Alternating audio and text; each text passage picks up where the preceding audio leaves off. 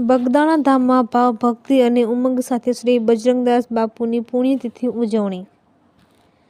ગોહિલવાડ સહિત સમગ્ર સૌરાષ્ટ્ર જ નહીં પૂરા દેશ અને બહાર ભાવિક સેવકોના આરાધ્યથી બજરંગદાસ બાપુની પુણ્યતિથિની ભારે ભાવ અને ભક્તિ સાથે ઉજવણી થઈ છે। શ્રી ગુરુ આશ્રમ બગદાણા તીર્થધામમાં શ્રી બજરંગદાસ બાપુની 47મી પુણ્યતિથિ ઉજવવામાં આવી। ઉલ્લેખનીય છે કે આજથી અયોધ્યામાં શ્રી રામ જન્મભૂમિ તીર્થમાં પણ શ્રી બજરંગદાસ બાપાના નામની અન્નક્ષેત્ર પ્રારંભ થયો છે। શ્રી ગુરુ આશ્રમમાં વહેલી સવારે મંગળા આરતી, ધ્વજા પૂજન, ધ્વજારોહણ, ગુરુ પૂજન, રાજભોગ આરતી સાથે ભવ્ય નગરયાત્રા યોજાઈ હતી।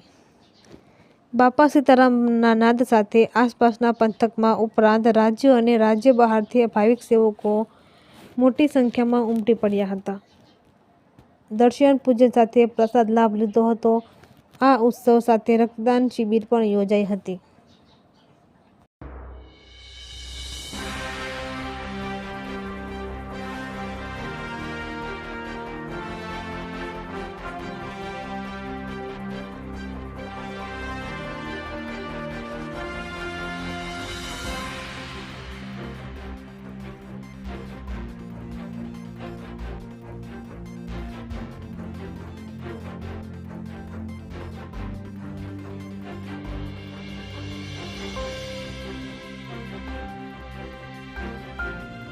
પૂજ્ય સદગુરુદેવ શ્રી બજરંગદાસ બાપા શ્રીના ઈષ્ટદેવ પ્રભુ શ્રી રામ અયોધ્યામાં પ્રતિષ્ઠા મહોત્સવ બહુ ધામધૂમથી ઉજવાયો।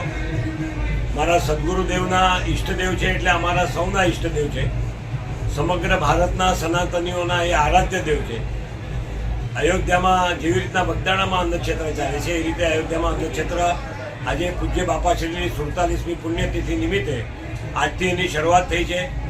અયોધ્યાનું આ એક એવું અન્નક્ષેત્ર હશે જ્યાં લોકોને પંગતમાં બેસાડીને સવારે ગાંઠિયા, લાડવા, દાળ, ભાત, શાક અને રોટલી, ખીચડી, કઢી, શાક, રોટલી અને દૂધેવાળું કરાવવું એવો મારા ગુરુ આશ્રમમાં જે પરંપરા છે અન્નક્ષેત્રની એ અયોધ્યામાં બી જ્યાં સુધી ભગવાનની ઈચ્છા હશે ત્યાં સુધી એ અન્નક્ષેત્ર ત્યાં ચાલુ રહેશે।